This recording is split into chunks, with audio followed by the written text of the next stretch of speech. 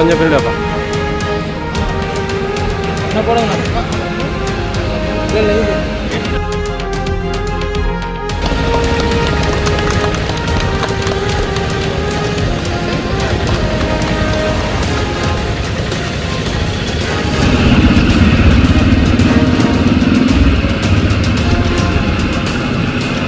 வணக்கம். நான் வந்து திருமல்கள் தெற்கு ஒன்றிய செயலாளர் பேசுறேன். இந்த தாவேக்க கட்சியில இருந்தேன். இப்போ வந்து இதோட இருக்க கட்டமைப்பு சரியில்லாத காரணத்தினால பாத்தீங்கன்னா நான் வந்து அங்கிருந்து இப்ப டிஎம்கேக்கு மாறி இருக்கேன். அதாவது அவங்க என்ன பண்ணிட்டு இருக்காங்க உள்ளாரு அப்படின்னு பாத்தீங்கன்னா, ஒரு இளைஞர்கள் எல்லாத்தையுமே வச்சிருக்கேங்கிற பேர்ல என்ன பண்றாங்கன்னா, எல்லாத்துக்கும் போஸ்டிங், ஏழை எளிய மக்கள் எல்லாத்துக்குமே போஸ்டிங் எல்லாம் கொடுக்குறாங்க.